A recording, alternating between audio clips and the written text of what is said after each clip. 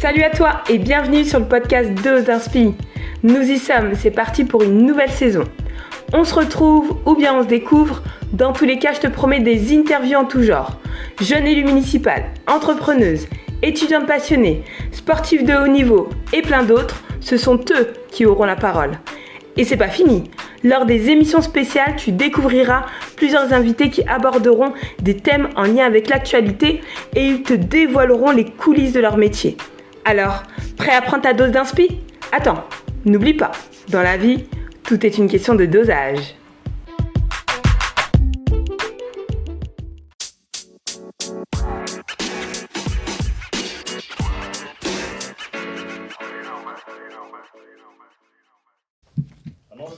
Podcast 1. Bonjour et bienvenue sur le podcast Dose d'Inspi.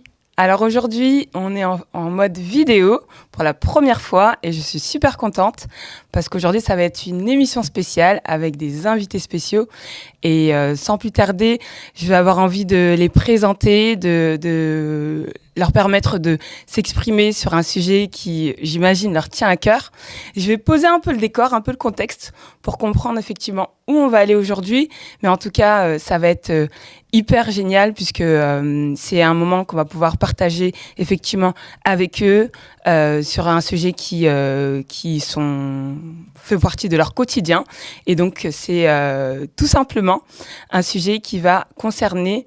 Je vais te donner quelques indices. Déjà, si je vous dis enseignement, si je vous dis école, collège, si je vous dis éducation nationale, est-ce que ça vous parle ? J'imagine que oui. Aujourd'hui, en 2023, la question que se pose, c'est qu'est-ce que c'est être prof en 2023 ? Eh bien, c'est la question principale que je vais poser à mes invités et on va avoir une 50aine de minutes pour aborder tout ce sujet. Donc, surtout, restez bien branchés jusqu'au bout parce que vous aurez plein de belles surprises. Alors, je vais donner quelques chiffres clés. Si je vous dis 1 162 850, eh bien, c'est tout simplement le nombre de personnes que l'éducation nationale emploie. Il y a également 80%. 80% à votre avis, c'est quoi ? Eh bien, 80%, c'est le nombre d'enfants qui sont scolarisés dans le public et le reste dans le privé. On va aborder des différents sujets ici et là qui vont concerner justement le monde de l'enseignement, l'éducation en France. Et sans plus tarder, je vais laisser la parole à mes invités pour qu'ils puissent se présenter. Bienvenue à vous. Merci. Bonjour à tous. Bonjour, bienvenue. Salut à tout le monde. Je suis vraiment ravie de vous recevoir. Merci. Je vais laisser, vous m'autorisez, la galanterie, je vais laisser Bien évidemment. l'occasion à Siam de se présenter. Siam, comment vas-tu ? Je te remercie. Merci de ton accueil chaleureux. Bonsoir mes chers collègues. Bonsoir, bonjour. Et bonjour ou bonsoir. Donc je m'appelle Siam, j'ai 39 ans. Ça fait 14 ans que j'enseigne.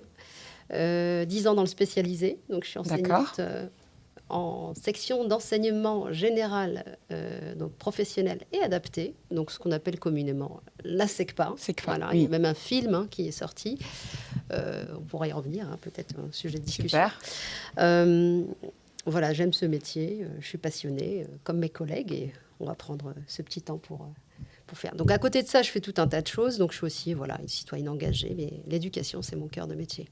Super. Un métier de cœur aussi. Très bien. Merci Siam. À vous l'honneur. Là, je t'en prie. Ah oui, merci Nadine pour l'invitation. Donc moi c'est Kwabena, je suis enseignant en mathématiques en lycée, enseignant de mathématiques, pardon. Je suis, c'est toujours dur de se présenter. J'enseigne depuis 2018. J'ai fait une partie de ma scolarité en Afrique et voilà où je suis né d'ailleurs. Je suis né au Cameroun à Yaoundé. Et pareil que Siem, je fais ce métier par passion. Je pense que c'est vraiment une vocation, un appel et aussi un peu peut-être l'influence de mon background familial. Et c'est un plaisir d'être avec vous pour échanger autour de ça. Super, plaisir partagé. À toi, Patrick. Bonjour à tous. Moi, je m'appelle Patrick, j'ai donc 32 ans. Je suis enseignant en physique-chimie. J'ai entendu mes collègues qui parlent de leur métier avec passion. Alors malheureusement, je ne sais pas si j'ai autant de passion qu'eux, même si c'est quand même un métier que j'apprécie. Il y a des domaines qui m'ont amené sur ce chemin, tels que l'entraînement, c'est-à-dire que l'entraînement aux jeunes, je suis coach, j'ai été coach d'entraînement futsal avec des gamins de 15 à 18 ans. D'accord. Donc, du coup, j'ai, on va dire, cette facilité avec les gamins, et donc du coup, c'est la raison pour laquelle je suis sur, étant donné que j'ai eu la chance d'être diplômé, donc du coup, je me suis dit pourquoi pas faire d'une pierre deux coups. Et donc c'est la raison pour laquelle je suis aujourd'hui enseignant, qui est un métier que j'aime beaucoup. Alors, passion, peut-être que le terme, personnellement, est peut-être un peu fort, mais c'est quand même un métier que j'apprécie.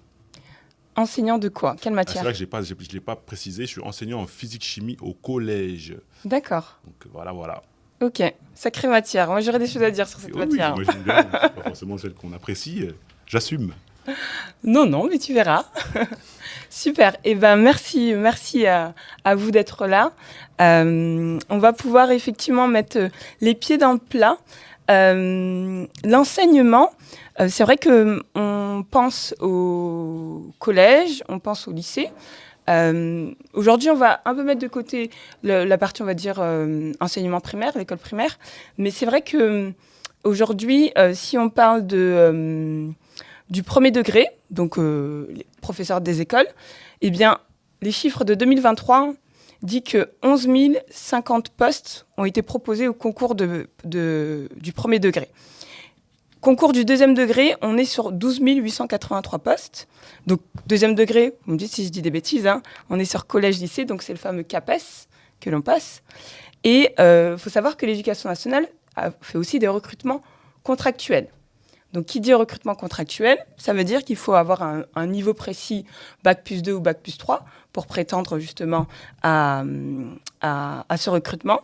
Et il n'y a pas vraiment de chiffres précis, puisque les chiffres varient en fonction des académies. Et le dernier point, c'est le fameux diplôme, en tout cas concours qui correspond à ce que tu as pu réaliser, Siam. Et aujourd'hui, on l'appelle ça le KPI. Certificat d'aptitude professionnelle aux pratiques de l'école inclusive. Et donc, c'est ce qui permet de devenir enseignant spécialisé au premier et second degré. Donc, au vu de tout ce qui est proposé au niveau de l'éducation nationale, moi, ce que j'aimerais savoir, selon vous, comment vous pourriez décrire le métier d'enseignant en une phrase, comme ça? Qui peut prendre la parole? Alors, ça va souvent être le cas. On va souvent donner la parole à Siam. Eh bien, écoutez, je vais avec plaisir pour reprendre la parole. Non, alors, c'est particulier. Donc là, je vais parler avec mon identité professionnelle d'enseignante spécialisée. C'est un champ particulier parce que c'est un champ, on est à la croisée de plusieurs choses. On l'avait dit en une phrase, je crois bien. Donc, on va tenter une phrase et demie maximum. Donc l'idée, c'est d'accompagner une personne à construire un parcours d'identité, un parcours d'orientation, en lui offrant des espaces dans lesquels il y a des savoirs, avec des grands S, savoir-être, savoir-faire, savoir réfléchir, savoir construire. Tout ça dans un climat, évidemment, de bienveillance et surtout de bien-être. Voilà, je crois que c'est un des enjeux, on verra, on parlera après. Donc, et des outils de stratégie, en fait, pour construire des repères stabilisés et évolutifs, surtout. Puisque là, on est dans une société où tout va très vite. J'ai été un peu longue. Oh, c'est une vraie bonne phrase. Maintenant, ce que je retiens, c'est le côté, on n'est pas dans quelque chose de figé. En effet, évolutif, avec des outils et avoir un espace finalement dédié à ça et qui, au fur et à mesure du niveau, j'imagine, évolue. Tout à fait. Très bien, très bien. Les autres, est-ce que vous avez des réactions par rapport à ça, ou vous avez aussi votre propre phrase qui pourrait définir en tout cas ce que c'est que pour vous être enseignant? Alors, comment dire, sur la phrase en question, en fait, j'y distinguerais peut-être deux points de vue parce que, ce que l'institution attend de nous comme enseignants, j'ai l'impression, en tout cas pour moi aujourd'hui, c'est radicalement différent de moi, ma conception de ce qu'être enseignant. Donc je sais pas du coup si tu attends la réponse, genre, qu'est-ce que veut dire profondément pour moi être enseignant, ou ce qu'on attend d'un enseignant, qu'est-ce que l'institution Éducation nationale attend d'un enseignant aujourd'hui. Plutôt pour toi, parce que j'imagine que c'est finalement comme ça que tu l'incarnes au quotidien. Oui, j'essaye. Alors, c'est pas facile parce qu'on est compressé par... on a les exigences de l'institution. Oui. Non, pour moi, oui, l'éducation, c'est d'abord la transmission. La transmission et surtout former... Pour moi, c'est fondamental, former à l'esprit critique. D'accord. Voilà, je dirais comme ça. Et surtout, et je rajouterais peut-être une troisième chambre, la compétence. Voilà. Savoir de quoi on parle. Ok, donc je retiens la compétence, l'esprit critique, et tu parles de transmission. La transmission, finalement, c'est de toi vers les autres, ou c'est même, finalement, entre les élèves ? Oui, dans les deux, en fait. Les deux ? D'accord. Les deux. Et en fait, je crois beaucoup au proverbe. On dit souvent que c'est un proverbe africain, each one, teach one. Chacun à la fois dans une position simultanément d'élève et de professeur. Et c'est vrai que c'est dommage, l'école d'aujourd'hui favorise plus tellement ça. C'est-à-dire, on est un peu, nous, les enseignants, les grands savants qui doivent instruire une masse d'ignorants, entre guillemets. Voilà. C'est dommage que l'institution, elle est encore un peu figée et qu'elle ne met pas plus en place des situations, un peu de réciprocité dans l'apprentissage des deux côtés, côté prof, côté élève. Super. Ok, très bien. Une réaction à ça, Patrick ? Je trouve que mes collègues, ils ont été extrêmement concis. Ce que je pourrais ajouter, je ne sais pas trop, mais en termes de transmission, c'est vraiment le terme qui ressort dans l'enseignement. J'ajouterais aussi, on a ce rôle un peu modélisant, l'exemplarité, c'est-à-dire que moi, lorsque j'enseigne dans les collèges qui sont assez difficiles, étant donné que je viens de ce milieu, j'essaye de montrer aux gamins que, en fait, il est tout simplement possible de réussir parce que les modèles de réussite qu'ils ont ne sont pas forcément les plus réalisables. Oui. Donc j'ai tendance à leur montrer que... leur donner une sorte de plan B, quoi. L'objectif n'est pas de leur dire que leur rêve n'est pas réalisable, mais plutôt d'essayer de les rapprocher de la réalité et de leur donner un peu un plan B. D'accord. Parce que souvent, on me pose la question, mais à quoi ça sert de faire ça, à quoi ça sert de faire ça ? Et donc, du coup, ça revient à ce que Kwabena disait en termes de compétences. Effectivement, vous allez avoir des compétences, vous allez pouvoir faire d'autres choses, etc. Donc, je trouvais que c'était assez intéressant de le souligner. Est-ce que vous n'avez pas l'impression que finalement, vous êtes un peu une boussole pour eux, un peu un guide dans leur vie ? Moi, ce qui m'a frappé là, dernièrement, c'était la campagne de l'Éducation nationale, la campagne publicitaire, où ils annoncent effectivement le fait qu'ils recrutent un certain nombre d'enseignants, mais qu'en fait, l'enseignant, le prof, a un impact sur la vie, sur l'avenir de l'enfant. En gros, la publicité, je rappelle juste le contexte, c'est une chirurgienne qui vient voir sa patiente et elle se rend compte que sa patiente, en fait, c'est son ancienne prof. Elle dit « Ah, madame, je dis n'importe quoi, ah, madame Marguerite, ah, mais c'est vous ?» Et elle la reconnaît, elle dit « Ah oui, je me souviens bien de toi. » Et la patiente lui dit « J'ai toujours su que tu allais réussir. » Et elle répond « Ah, moi, j'ai toujours c'est grâce à vous, en fait, que j'ai réussi parce que vous avez toujours cru en moi. » Et il y a ce lien-là, on sent ce lien fort en un clin d'œil, ce lien fort qui s'est créé entre le professeur, l'ancienne professeure finalement, et l'élève devenu chirurgienne. Et donc, on sent l'impact que peut avoir un professeur sur l'élève. Et des fois, vous n'avez pas l'impression que finalement, vous jouez un rôle assez important dans la vie des élèves et que vous êtes un peu leur guide, leur boussole, surtout à cet âge-là, que ce soit au collège ou au lycée. Qui se lance ? N'importe qui peut réagir. Je crois que oui, il y a de ça. Alors, et c'est important de le préciser aujourd'hui parce qu'on a toujours, historiquement, le prof, il était sur un piédestal. D'ailleurs, il était même surélevé. Il avait ce savoir, c'était très transmissif. Alors qu'aujourd'hui, on est un petit peu tombé en verticalité. On essaie de faire du travail de groupe, de l'apprentissage par les pairs, mais avec cette dimension quand même affective qui est poignante dans tout type d'enseignement. Donc la relation pédagogique, elle se noue autour du ressenti aussi de l'élève. On y laisse de soi un peu quand on apprend, c'est pas facile.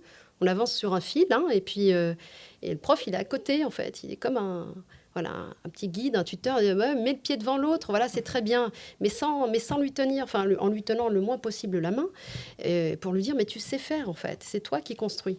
Parce que l'idée, en fait, la complexité, c'est de se dire, on n'apprend pas à la place des autres, en fait, on n'apprend pas à la place des élèves, c'est eux qui apprennent, et en même temps, nous, on est là, on est garant de cette fameuse orientation qui est de cette relation qui est fragile à la fois et en même temps qui est tellement valorisante et pour l'élève et pour l'enseignant.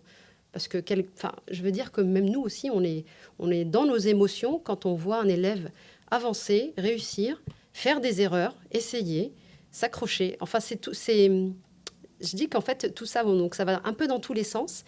Et garder la tête froide et en même temps se nourrir de cette relation parce que en fait, c'est aussi, ils nous portent et on les porte aussi en même temps. Et on avance ensemble dans ce grand bateau. Hein. Je ne sais pas. Exactement. J'étais un peu bavarde. Non, pas du tout. Je trouve également qu'on est obligé de... Enfin, obligé. On doit parler de bienveillance. On a souvent... alors, vous pouvez vérifier peut-être autour de vous, mais en tout cas, moi, c'est le cas. On parle souvent de nos anciens profs. Alors, à tel moment, tel prof m'a dit telle chose. Alors ça peut être, des fois c'est péjoratif ou des fois c'est amélioratif, ça dépend, l'impact peut être totalement opposé. Et je vous donne un exemple, il y a un élève il y a un prof qui va dire à un élève, écoute, tu réussiras à rien parce que tu travailles pas, etc., etc. L'élève va l'enregistrer et donc du coup ça va avoir l'effet inverse et du coup il va se donner et il va réussir et pour prouver justement à ce prof, regarde, tu vois, j'ai réussi. Du coup l'exemple de la pub, je l'aime beaucoup parce que du coup effectivement on a cette bienveillance, il y a Siam qui parlait aussi de l'émotion, elle a parlé de l'émotion, d'affection, l'affect, voilà, exactement. Et je trouve que ça, c'est propre à chacun. Parce que je pense que Siam, elle est passionnée, du coup, elle arrive à transmettre ça. Moi, lorsque je fais ce métier, j'ai aussi cette envie-là de transmettre, et du coup, ils arrivent à le ressentir, du coup, ils sentent que je suis bienveillant, du coup, ça a un impact positif. Et je pense qu'on aura peut-être l'occasion d'en parler tout à l'heure, mais c'est pas forcément le cas de tous les profs. De tous les profs, du moins aujourd'hui. C'est ce que j'ai pu remarquer. Après, je ne vais pas m'étaler non plus, mais je trouve que y a pas mal de profs de collègues qui sont au bout, quoi. Parce que c'est pas facile. Oui, j'allais dire pour différentes raisons, mais oui, voilà, en tout cas, c'est le cas. Quoi, Béna ? Non, pareil, j'aime beaucoup l'exemple de la pub. Après, pour moi, je sais pas, j'ai pas l'impression que c'est pas l'image du prof d'aujourd'hui, quoi. Je sais pas, j'ai pas personnellement l'impression d'inspirer beaucoup mes élèves. Après, oui, c'est vrai qu'on peut pas le savoir. Ça fait pas si longtemps que j'enseigne, mais pour moi, alors c'est pas pour être défaitiste, mais je trouve qu'il y a peut-être un côté un peu exagération et propagandiste limite dans cette pub, parce que honnêtement, c'est vrai que comme si elle me disait il y a quelques années, 20-30 ans en arrière, le prof était sur un piédestal peut-être un peu trop haut, mais aujourd'hui, il faut quand même avouer que nos élèves, ils ont bien plus de types de modèles qui les intéressent que le prof. C'est vraiment un profil très particulier d'élève qui est encore dans ce truc, de vouloir que le prof soit content de lui, je sais pas comment dire. Pour la question de l'affect dont vous parliez, pour moi, je le ressens plus au niveau de la notation. C'est-à-dire, il y a l'affect parce qu'ils savent que derrière, ils attendent pas tellement une validation, une reconnaissance de ce que j'ai fait. Ils veulent juste me prendre au sentiment pour que j'arrête une bonne note. Oui, c'est pas un affect entre guillemets sincère où on attend une reconnaissance du travail qu'on a fait en tant qu'élève, mais plus un truc un peu intéressant. C'est comme ça que je le vois après. D'accord. Alors, Oui, tu peux réagir, je t'en prie.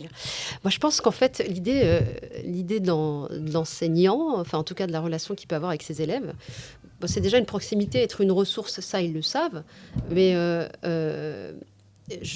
j'espère, en fait, que tu revois un peu des élèves que tu as eus il y a quelques temps. Oui, alors c'est vrai que j'ai des terminales il y a 2-3 ans maintenant que j'ai revu. Et c'est vrai que souvent, hélas, ils viennent avec souvent des mauvaises nouvelles parce qu'ils disent qu'ils n'ont pas réussi, qu'ils ont dû arrêter la fac, qu'ils font un petit boulot. Mais ils reviennent vers toi. Oui, pour donner un peu des nouvelles, oui. C'est vrai que oui, il y en a quand même quelques-uns qui reviennent. Oui.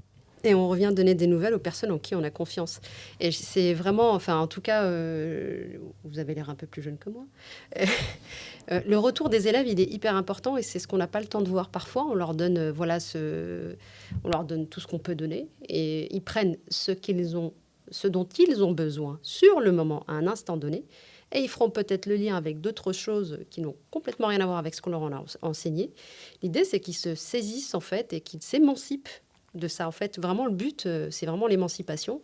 Et alors qu'avant, c'est vraiment le prof, c'était le tuteur au sens premier, hein, celui qui tient la plante qui va grandir.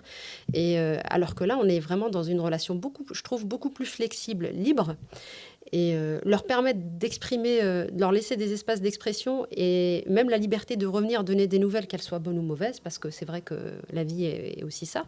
Et puis de dire que le parcours, il n'est pas rectiligne.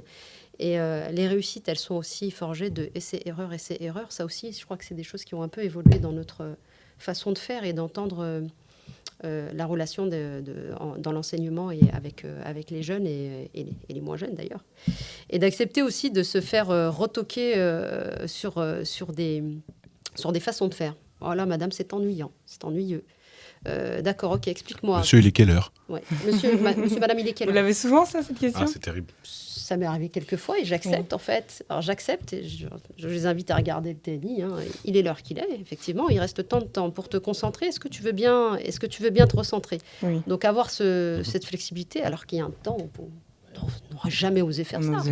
Alors, jamais. Oui, en effet. Voilà. La pédagogie a repris un peu le dessus. Hein. Vraiment,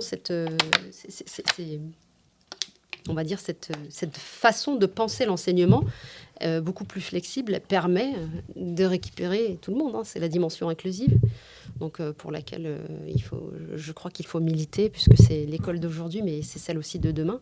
Si on veut une société qui accepte tout le monde avec ses singularités et continuer de partager du commun, il va falloir vraiment faire ce travail-là, nous aussi, de remise en question.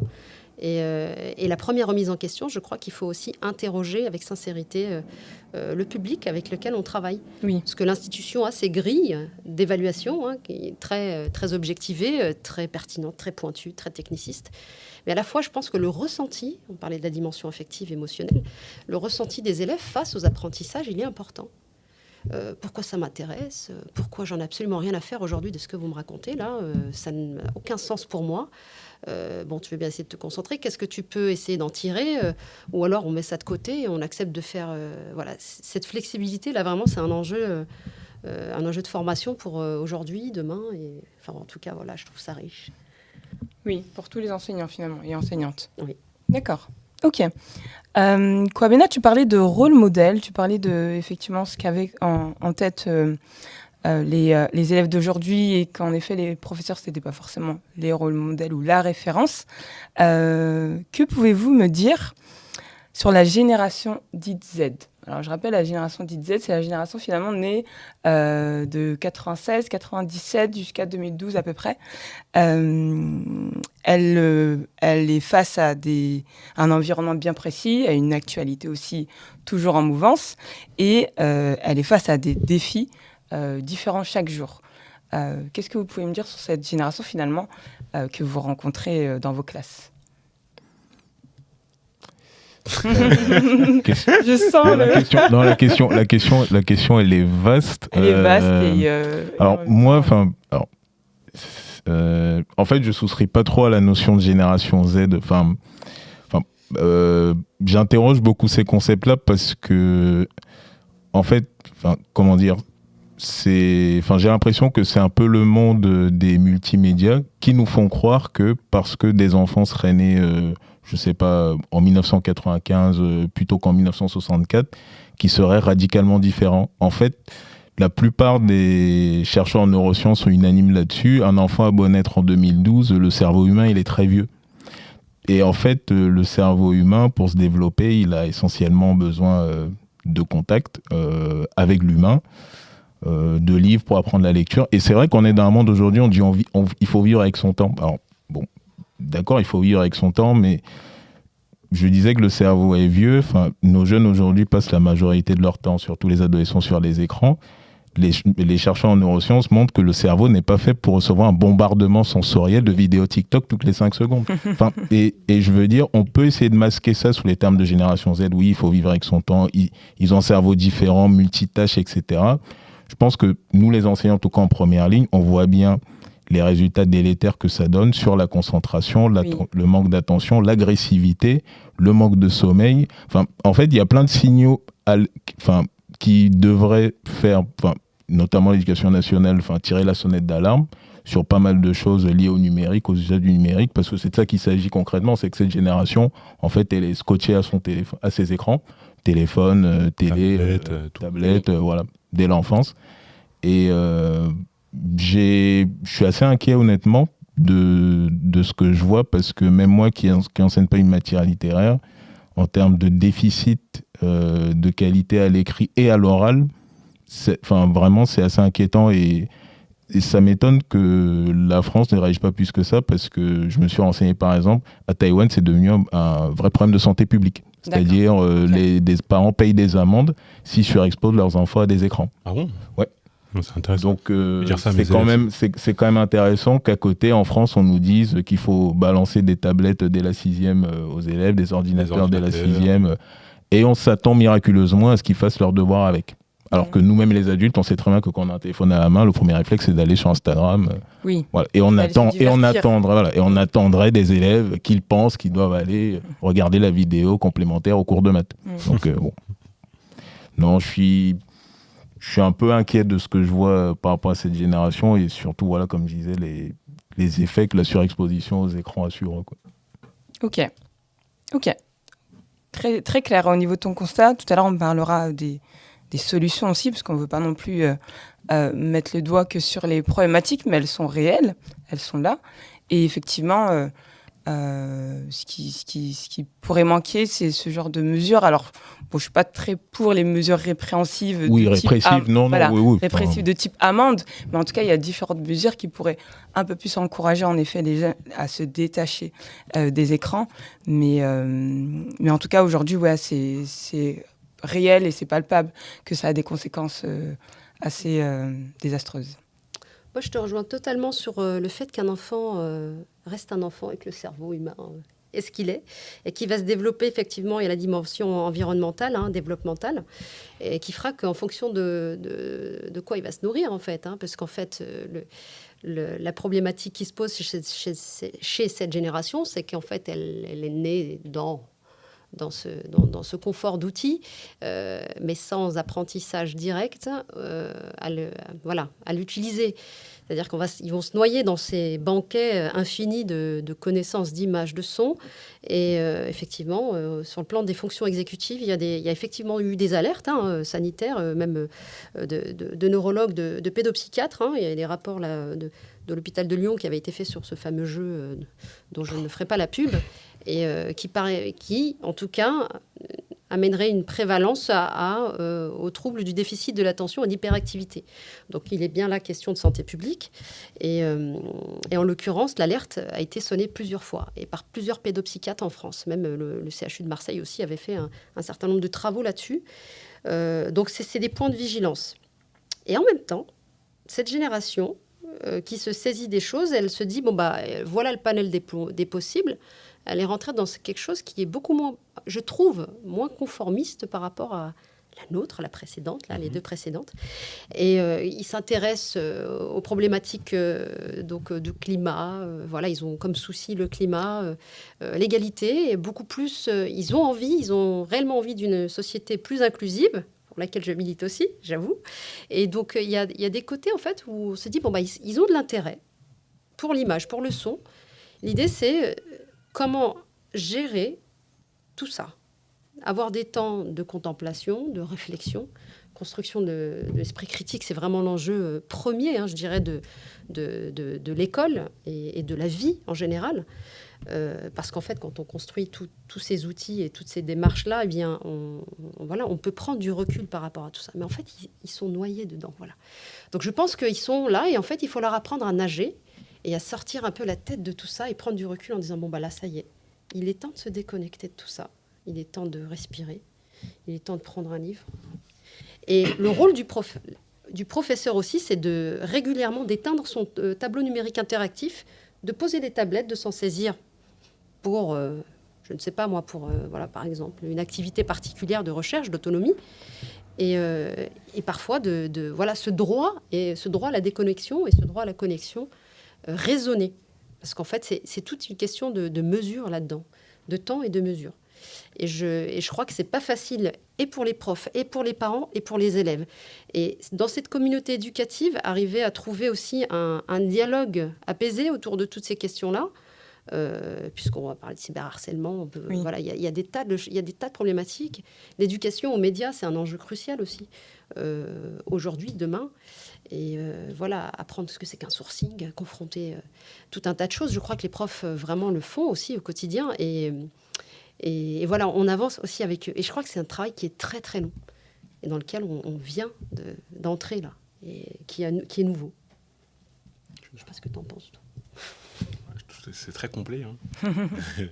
Moi, je vais plus parler de ce que je vois au quotidien, parce que par rapport à cette fameuse génération Z,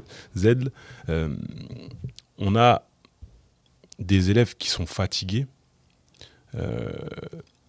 La raison pour laquelle ils sont fatigués, tout simplement, c'est qu'ils ont leur téléphone très tard.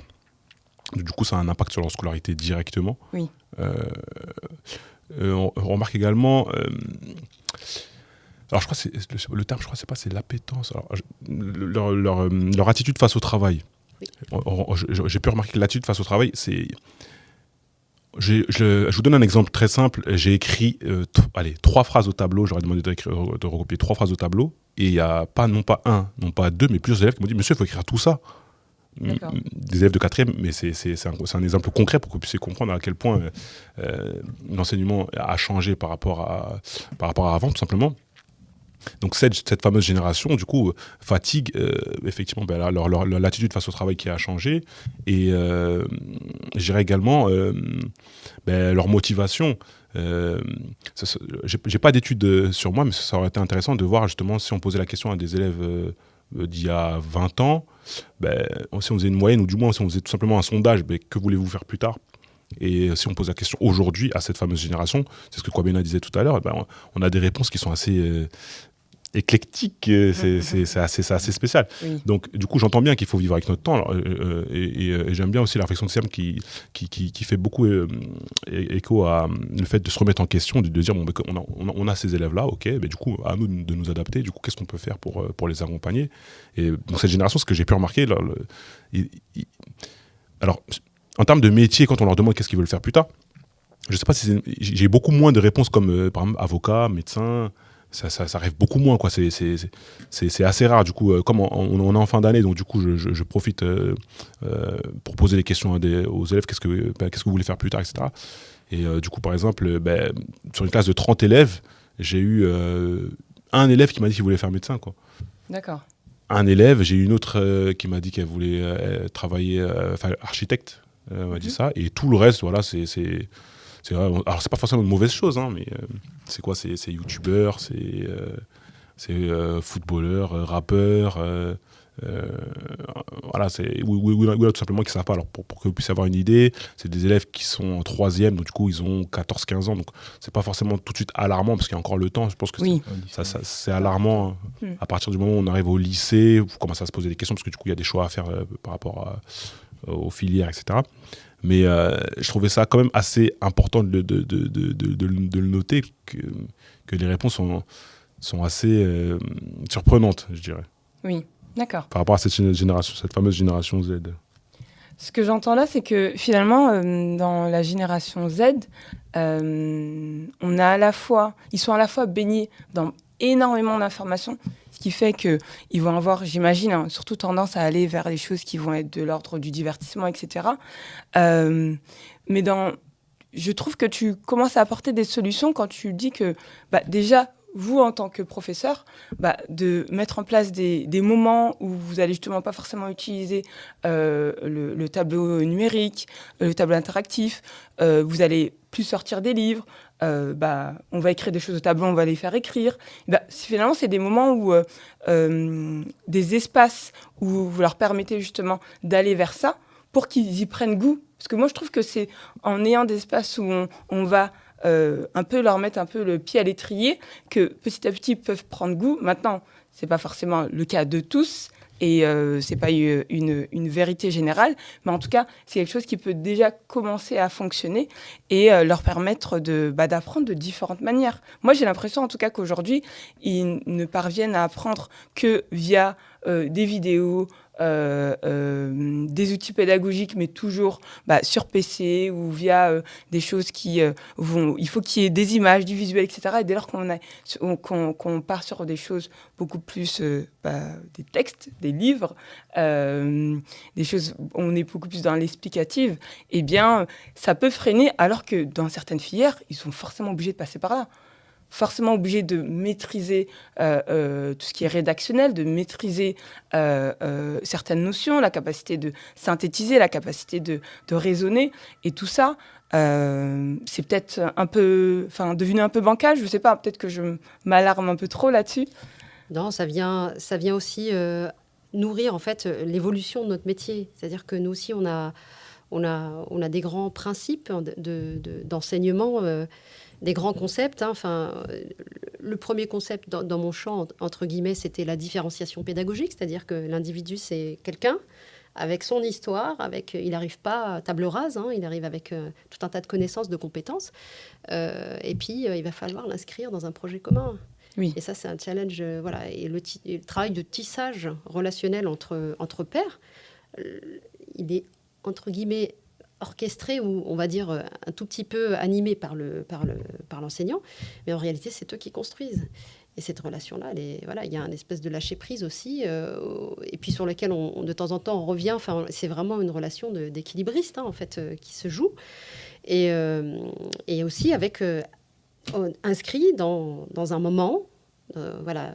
Et là, je pense déjà à ce que je vais dire lundi aux élèves, parce que je suis en réseau d'éducation prioritaire, nous on les accueille jusqu'au bout, on leur permet de venir même après le brevet. D'accord. Et le premier sujet de discussion, c'est les faits divers qui se sont passés hier. Voilà. Donc ça sera la première ouverture, parce qu'il va falloir libérer cette parole, cet espace-là.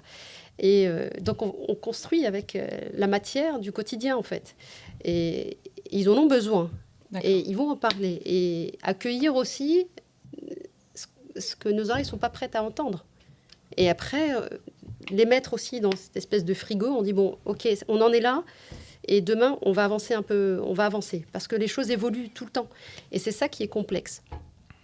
Et à la fois, je crois qu'aussi, il faut leur faire confiance, parce qu'ils ont des clés de lecture et des clés motivationnelles, leur motivation intrinsèque qu'ils n'expriment pas toujours. Ils disent toujours, c'est bien de travailler à l'école pour papa, pour maman, pour tout un tas de motivations pour avoir un bon métier. Donc ça, c'est extérieur. Oui. Mais le pour soi, apprendre à bien se connaître, et de ce qui se joue à l'intérieur, on commence à y venir.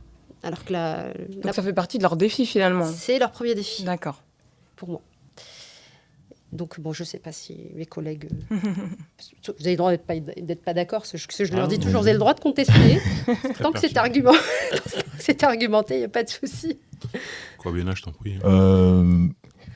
C'est vrai que vous avez dit beaucoup de choses. Alors, juste ce que tu disais, Nadine, sur les pistes de solutions, c'est-à-dire, en effet, oui, pas utiliser le tableau numérique, etc. Avoir des petits espaces. Alors, moi, dans la matière, c'est plus compliqué, parce que... Je rappelle que c'est les mathématiques, c'est ça ? C'est ça, j'enseigne les mathématiques. C'est qu'il y a aussi un cadre institutionnel, et c'est là où je m'interroge vraiment, donc je m'alarmais de l'impact délétère des écrans sur les adolescents. Par exemple, moi, dans mon lycée l'année prochaine, il n'y aura plus de manuel papier. Ça veut dire que tous mes élèves, je ferai cours à des élèves. Alors, heureusement, j'utilise pas le manuel papier, parce que j'ai trouvé la parade. Moi, je fais mes propres exercices que j'imprime sur papier et que je leur donne. Mais voilà, c'est-à-dire mes collègues, par exemple, qui travaillent sur un manuel, ils vont avoir des 30 élèves en face d'eux avec leur écran d'ordinateur qui fait office de manuel. Mais et pour revenir donc à ce que tu disais de peut-être utiliser le temps des écrans pour s'instruire et tout, il faut quand même comprendre, et ça c'est pareil, là je me base sur ce que disent les spécialistes en neurosciences. un élève qu'on met devant une vidéo de Dora l'exploratrice pour apprendre à prononcer une couleur et un élève qu'on met devant un livre, enfin un enfant qu'on met devant un livre pour apprendre la même chose, on voit que la capacité de rétention de l'information sur le long est supérieure quand quand l'enfant a eu un livre en face de lui. Ça, c'est des choses concrètes. Le numérique pourra jamais se substituer aux objets physiques. Ils seront toujours en complément pour approfondir si besoin, mais ils peuvent pas se substituer. Et en fait, dans ce que tu disais du coup, moi je pense que comment dire, il faut aussi avoir conscience, et je pense que on y reviendra peut-être. Je parlais tout à l'heure de la vision qu'a notre institution du métier d'enseignant aujourd'hui, et même celle que beaucoup de parents ont de l'éducation nationale.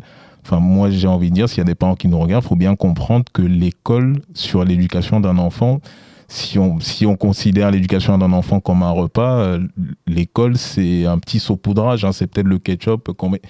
Le gros de ce qui constitue l'éducation d'un enfant se fait à l'extérieur des murs de l'école.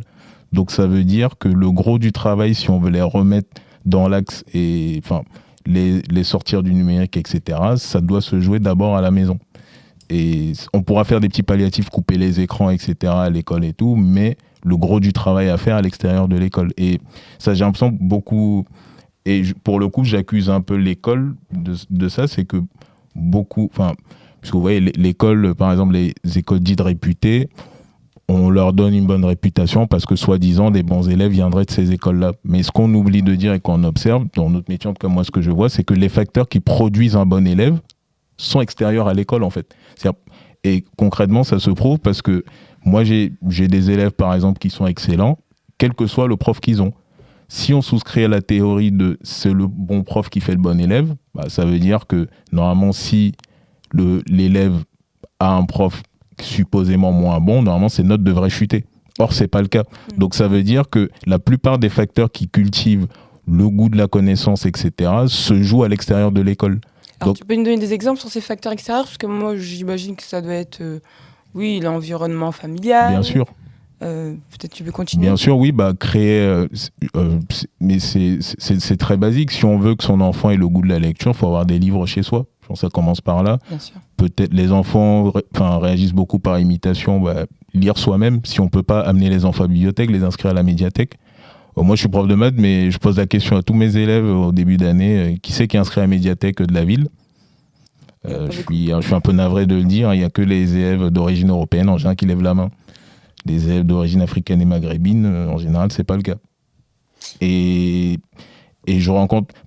Et c'est pour ça que j'ai souvent un peu de mal à comprendre certaines choses. Quand je reçois des parents d'élèves, des fois qui me disent oui, il veut être médecin, etc., mais il peut pas vouloir être médecin et dormir à 23h en ayant joué à la play. 23h Oui, je suis gentil. Ah, c'est ça. T'es très gentil. Avant minuit, je crois que... Voilà, très gentil. Il y a un espèce de truc de dissonance entre ce qu'on veut qu'on dit avec la bouche et ce que après les muscles, les actes montrent. Et c'est bon.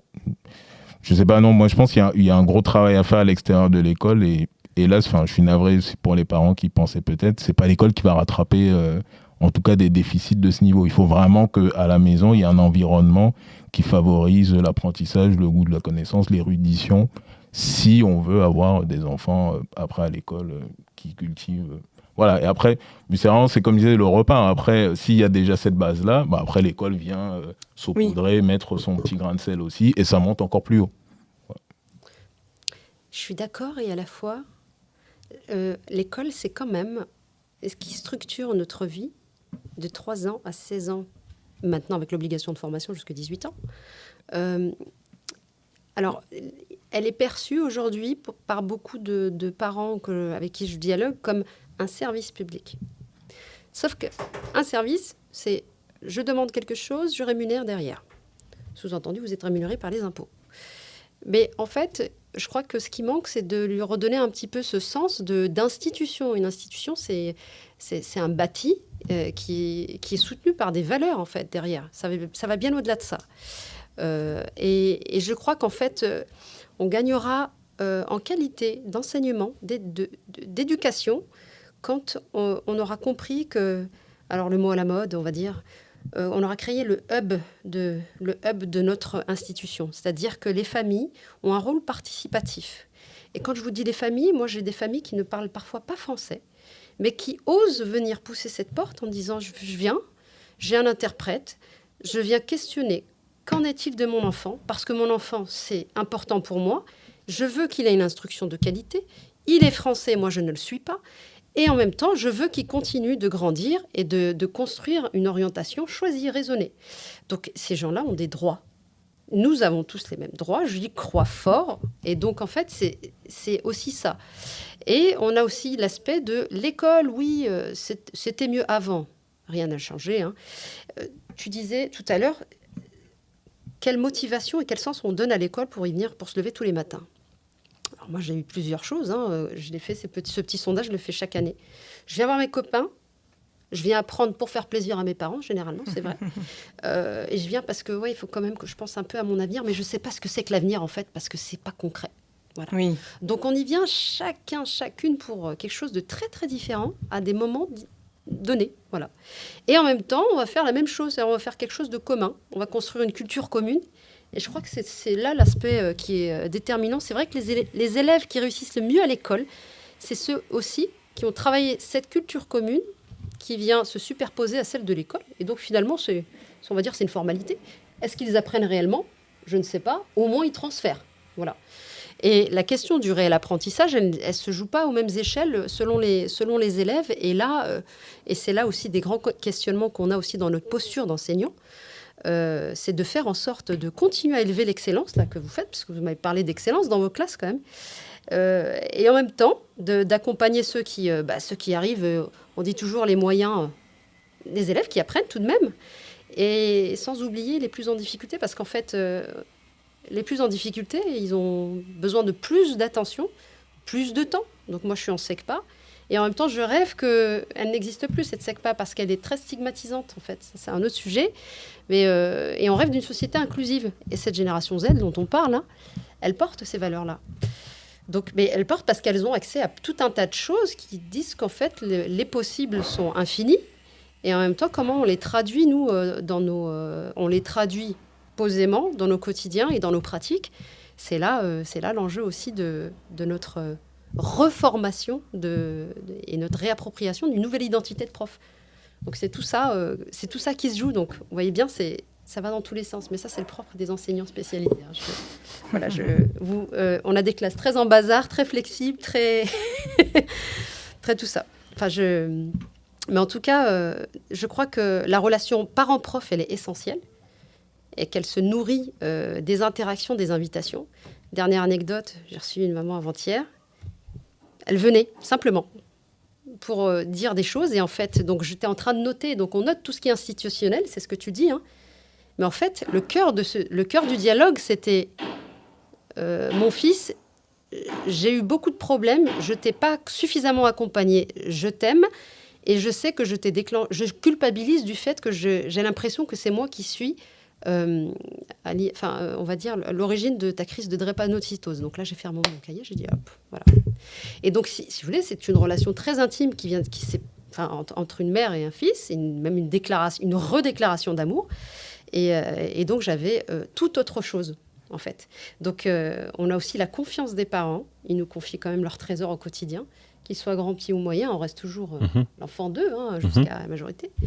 Et en fait, quand on a la confiance de tous, je pense qu'on avance plus vite, plus loin. Il n'y a que comme ça, il n'y a que par cette relation de confiance qu'on trouvera des solutions, parce qu'on a effectivement des défis qui nous attendent. Voilà.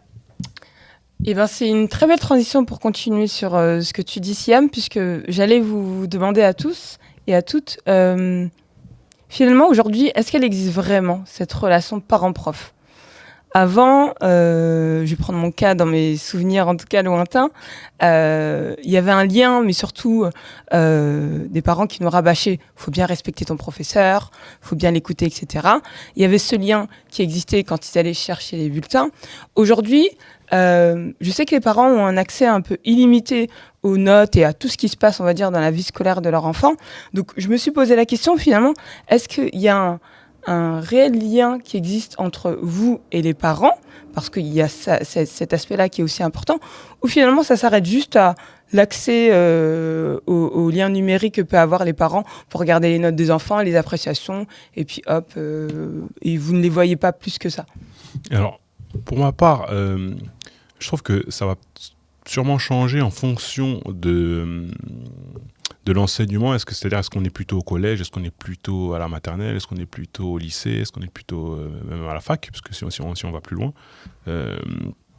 Alors moi, au collège, du moins dans ma matière, on a souvent une réunion parents-prof en début d'année, oui. Où on croise les parents, et au cours de l'année, si l'élève, entre guillemets, il fait pas de bêtises, quoi, il se comporte bien, il a des bonnes notes, etc., il n'y a pas de lien plus que ça, quoi. On va pas appeler les parents pour dire oui, bonjour, votre élève super bien, nickel, elle est excellente, etc. Merci, au revoir. Ou du moins, en tout cas, c'est ce que je ne le fais pas. La plupart du temps, lorsque j'ai des parents, c'est souvent pour les élèves problématiques, des élèves qui n'écoutent pas, qui ne font pas leurs devoirs, etc. Et ce que j'ai pu remarquer, alors du moins je suis souvent dans les collèges difficiles dans le 91, c'est que c'est très difficile, en tout cas pour ma part, de les avoir. Alors oui. c'est souvent une bataille, vous allez me dire que ça paraît surprenant, mais c'est réel, c'est difficile d'avoir des parents. On a même des parents, on n'a pas le numéro, dont on n'a pas le numéro de téléphone, ou le numéro ne fonctionne plus. C'est-à-dire qu'en fait l'élève, il vient en cours. Oui, et vous n'avez jamais vu... On les a jamais eus, ils se sont jamais présentés à la réunion parents-prof du début, le téléphone ça répond pas. Et souvent il y a la remise des bulletins, et donc là ça dépend des établissements. Il y a des établissements qui font la remise des bulletins pour justement permettre de garder ce contact parents-prof. Oui.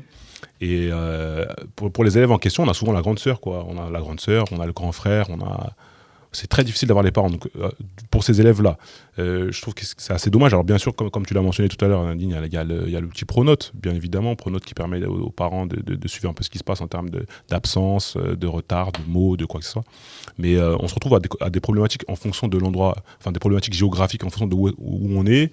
On va avoir dans les collèges dits REP, du coup, des parents qui ne sont pas français, ou qui ne savent pas utiliser le numérique, qui du coup, l'élève peut faire un peu ce qu'il veut, parce que du coup, il sait que ses parents, ils vont pas spécialement savoir utiliser Pronote. Donc du coup, on a ce genre de problématique-là. Donc la question, c'est qu'est-ce qui est mis en place. Ça va être en fonction ça va être très, très subjectif. Moi, lorsque j'en parle avec mes collègues, il y a des collègues qui font l'effort de trouver le numéro, de parler à un tel pour avoir un contact. Il y a des parents, j'ai des collègues, mais tant pis, tu vois, tant pis. Donc la relation parent-prof, est-ce qu'elle existe ? Oui, pour les parents qui se donnent la peine, parce qu'on a aussi des parents, on a via l'ENT, on a des parents qui nous envoient des mails pour prendre des nouvelles. Alors, est-ce que mon enfant ça se passe bien ? Je vois qu'il a eu telle note. Qu'est-ce qui s'est passé à tel contrôle ? Récemment, là, il y a une semaine, j'ai reçu un mail d'une maman qui me demande, qui n'a pas compris pourquoi son fils il a eu 12 alors que d'habitude il a 16 ou 17. Donc je lui ai simplement dit que il était un peu moins attentif en classe, etc. Et donc du coup il a dû rater certaines notions. Et donc du coup elle a dit ok, d'accord, etc. Donc quand on a ce genre de situation, c'est une bonne chose, c'est gratifiant. On se dit voilà, les parents ils suivent derrière.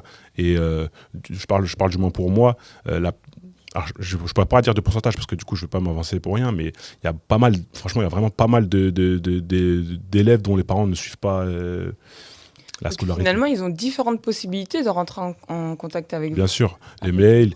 On a même certains parents qui n'hésitent totalement pas à donner leur numéro de téléphone pour avoir des appels téléphoniques, pour qu'on puisse échanger avec eux sur la situation de l'élève. Et ça arrivait souvent, mais c'est souvent tout noir ou tout blanc, quoi. C'est souvent, il y a des parents qui suivent beaucoup ou pas du tout, pas du tout. Du moins pour ma part. D'accord. Et pour vous ? Pour moi, je te rejoins assez, Patrick. En fait, c'est ça dépend vraiment des profils. Mais globalement, moi, de ce que j'observe de mon établissement, en effet, c'est quand même beaucoup de parents absents lors des réunions parents-prof, absents aussi lors des remises des bulletins, ou des fois c'est le grand frère ou la grande sœur qui vient récupérer le bulletin à la place du parent. Et voilà, ça rejoint un peu ce que je disais, c'est que vraiment j'ai l'impression qu'il y a encore beaucoup de parents qui pensent que l'école va éduquer leur enfant entre guillemets quoi. Enfin, et c'est vraiment, je réinsiste. Enfin, l'école, ouais, la promotion un peu de l'école de l'excellence et tout, moi ça me fait un peu penser au loto, c'est-à-dire on vous fait croire que tout le monde peut gagner, mais dans la réalité des faits, non. Enfin. Tout le monde en sortira pas ingénieur, médecin. Et si on veut, du coup, des ingénieurs, des médecins, le gros du travail à faire est à la maison. Donc, j'invite vraiment les parents. Et moi, je le précise, je pense que les parents ignorent qu'ils ont... en fait, ils ont un pouvoir insoupçonné, je pense. Oui. Pour tout ce qui est éducatif. Parce que comme je disais tout à l'heure, en fait, l'école, finalement, s'accapare beaucoup pour sa propagande du succès des élèves. C'est-à-dire, comme je disais, les facteurs qui cultivent un enfant excellent, brillant, souvent sont extérieurs à l'école. Mais par exemple, je ne sais pas si un enfant apprend à jouer du piano à l'extérieur de l'école et que pour le bal de fin d'année, il fait un petit concerto de piano, l'école après va profiter de ça pour dire « Ah, regardez, on a des élèves d'excellence qui savent même très bien faire du piano. » Alors qu'en réalité, ce talent au piano est dû à l'environnement et donc aux parents de l'enfant voilà, qui ont cultivé ce talent en lui. Et je pense que vraiment les parents devraient plus avoir conscience que c'est eux les premiers enseignants, c'est ce qu'on dit souvent, et se saisir de ça. Et surtout, bon. Oui, après, je compléterai après, mais vas-y. J'ai juste une question pour toi, Kabena, du coup. Est-ce que pour toi, le rôle de l'école, ce serait justement de sortir des ingénieurs, des médecins? Parce que tout à l'heure, tu disais ça. Est-ce que pour toi, c'est ça le rôle de l'école?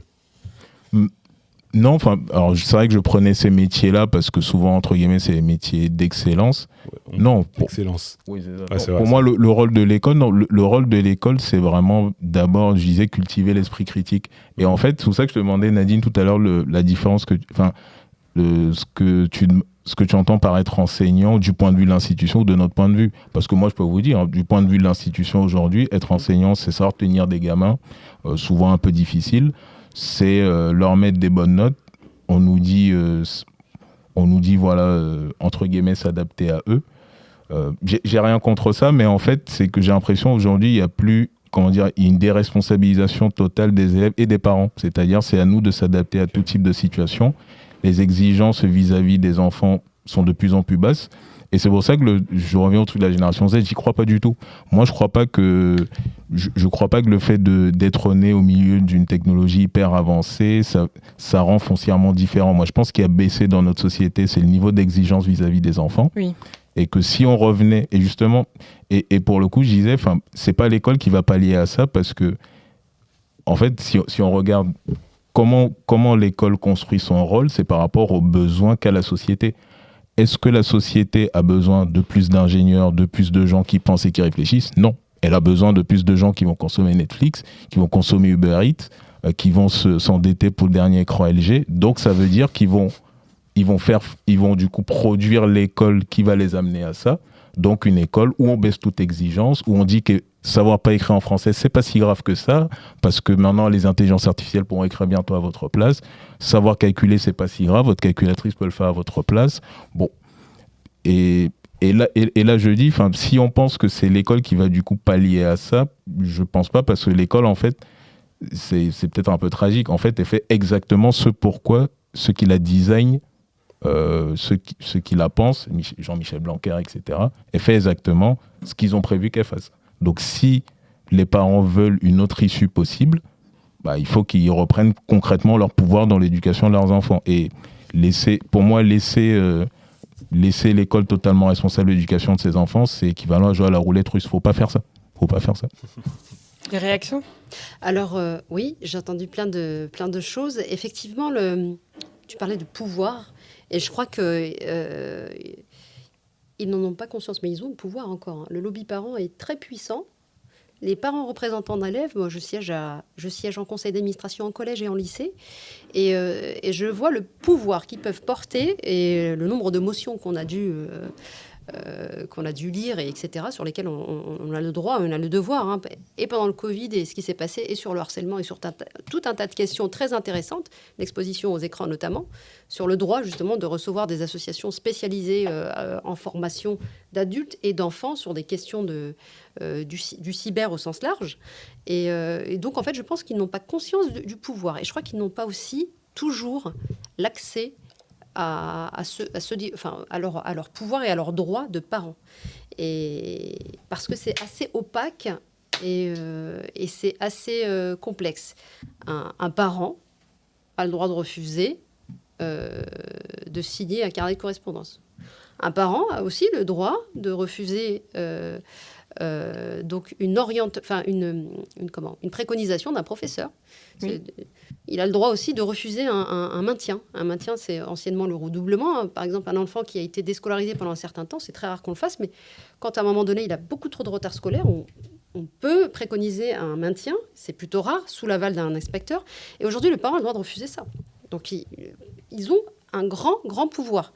Ils n'en ont pas conscience toujours. Ils ne le portent pas parce qu'effectivement, comme tout à l'heure, je disais, je pense que cette histoire de conception et de représentation de l'école qui est... Alors, c'est pas à redorer, en fait, à réexpliciter aujourd'hui avec nos nouveautés et avec nos forces et avec nos défis, parce qu'en fait, on en a. Hein, c'est pas des faiblesses, c'est des défis. L'école bouge avec la société, tout le temps. Et elle bouge aussi avec les parents, les nouveaux parents, parce que la génération Z, il va y avoir de jeunes parents. Et ils vont être aussi... ils auront leur mission de parents, puisque le droit le définit clairement. Et donc, dans cette relation, il faut construire effectivement la confiance. Et d'emblée, on va dire, dès la rentrée, et je crois qu'il y a eu des expériences, c'était un prof d'éco, un prof de maths, je ne me souviens plus de leur nom, mais qui avait fait, qui chaque année contacte les parents, dernière semaine d'août, mais du type un peu punchy. Hein. Votre présence est plus qu'indispensable, elle déterminera la réussite ou non de vos enfants. Voilà, donc là, je pense qu'en termes d'argumentation, là, on a de quoi faire bouger en termes de pression. Donc les parents bougent. Avec la diversité de parents qu'on a. Et en fait, il y a une espèce de marquage. Alors, c'est une volonté aussi de la part de ces professeurs, et c'est même une conviction, un marquage très fort des parents. Donc, c'est des élèves qui sont en terminale, et le taux de réussite, il est de 100%. Et je crois que c'est un lycée avec un indicateur, en fait, donc on classe aussi par indicateur de besoin les établissements qui se situent plutôt en zone plutôt fragile, pas prioritaire, mais fragile. Et avec des résultats significatifs, parce que l'accompagnement, le soutien extérieur, comme tu disais, les facteurs extérieurs sont déterminants. Et l'appui des parents, puisqu'il y a la dimension encore affective familiale qui est là, qui est prégnante, le coaching, et d'ailleurs merci l'école du foot, moi aussi, parce que j'en ai fait 25 ans et j'ai coaché, j'ai joué, et l'école du foot m'a beaucoup apporté là-dessus. Et je crois que c'est cette relation-là aussi de coaching qu'on a qui est délicate, parce qu'on doit coacher nos élèves, et en même temps, un petit peu coacher les parents, leur dire « mais on a besoin de vous. Oui. Ma porte est ouverte. Vous voulez venir sur telle sortie ? Bienvenue. Vous voulez venir même sur une séance pédagogique ? Venez. » Alors, au début, ça rechigne un peu, les ados. La chouma, non, ma mère ne parle pas français. Madame, j'emmène pas. Si, ta mère, elle vient comme elle est, elle va s'asseoir à côté de moi même, et on va même co-animer. Moi, j'ai eu des mamans qui venaient en atelier, puisqu'on a un atelier hygiène, alimentation, service. Nous, on fait de la découverte des matières à partir de la 4e, qui est venue faire de l'apprentissage. Donc, elle avait fait des macroutes avec des élèves. Et il y avait 2 élèves qui savaient ce que c'était qu'un macroute sur les 16. Et donc, on a tous mis la main à la pâte, et c'était assez extraordinaire. Et valorisant pour la maman, très proche. Et je vous assure que cette maman, je l'ai encore en contact aujourd'hui. Et ça fait 7 ans que j'ai plus son fils. Et donc, c'est des moments très précieux. Après, il faut le vouloir. Oui. Parce qu'il y a une proximité avec laquelle il faut aussi jongler. Parce qu'effectivement, les groupes WhatsApp de parents, ça peut vite, on va dire, ça peut vite être délicat à gérer. Donc, je crois qu'il faut y aller avec ce qu'on est. Parce que ce sont des parents en face de nous. Et nous, on est des enseignants. On a une même mission, parce que on instruit, on éduque, on promeut et on inclut. Et l'éducation d'un parent, la dimension affective, est clairement différente de la nôtre, qui est beaucoup plus neutre, beaucoup plus distanciée. Et arriver à communiquer sur mon enfant, il va pas bien, Et en même temps, c'est un bout de moi et vous êtes en train de me juger en tant que personne, en fait. Vous êtes en train de juger la manière dont j'éduque mon enfant, mais pas du tout, madame. Et ces quiproquos-là sont assez... arrivent et parfois, ça peut être punchy dans le rapport. Mais, et en soi, comme je disais, après, apprendre à fermer ce cahier-là et dire, bon, écoutez, qu'est-ce que vous voulez ? Qu'est-ce qu'on veut ? En fait, c'est voilà, remettre au centre le questionnement, c'est la priorité, c'est les besoins éducatifs de l'élève. Et toi, qu'est-ce que tu veux là ? Tu voulais juste alerter maman ou tu voulais attirer l'attention et poser les choses ? Donc la relation, je pense qu'elle doit être définie aussi par des règles, mais en même temps, il y a une demande de proximité de l'un et des autres, des uns et des autres qui peut être parfois différente et c'est là où c'est un peu, on avance un peu sur des œufs, c'est-à-dire que elle est institutionnelle prioritairement et en même temps à côté il y a une dimension aussi humaine. Oui. Il ne faut pas négliger parce que, en tout cas pour des élèves en grande fragilité, elle est très prégnante, la dimension humaine. Et pour ça, il faut avoir un peu, je dirais, sens de communication, être bavarde comme moi, bien sûr. Un petit peu de tact, parce que des fois, on ne s'imagine pas à quel point des mots peuvent peser dans une discussion, peuvent parfois faire basculer voilà, d'une ambiance à une autre. D'une ambiance à une autre, voilà. Enfin, voilà, moi, j'ai vu les 4 saisons sur une discussion parfois, et je me dis, ouh. Et puis finalement, ça se passe très bien, en fait. L'objectif est là. D'accord, ok. Non, mais je comprends que le lien, en tout cas, doit être là, doit exister, puisque finalement, vous avancez vers un objectif commun. Le parent, il veut que son enfant réussisse comme vous voulez que l'enfant réussisse. Donc, c'est très important. C'est ce qui peut être déroutant quand on voit qu'il y a un peu de l'absentéisme du côté du parent, puisque moi, j'ai toujours imaginé qu'en tout cas, s'il n'y avait pas ce lien entre le parent et l'enfant, que ça se passe bien ou que ça se passe mal, des fois, ça peut créer des dérapages, en tout cas des moments où l'enfant peut un peu sortir, on va dire, du chemin.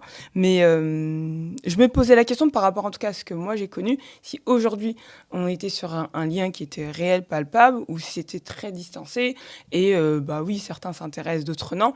J'ai l'impression qu'en tout cas, c'est assez varié. Mais ce qui est sûr, c'est que sans ce lien-là, pouvoir avancer vers cet objectif commun et permettre à ce que l'enfant effectivement s'épanouisse à l'école, eh bien finalement c'est un fil très très fragile. Donc votre mission en tout cas elle est très claire là-dessus.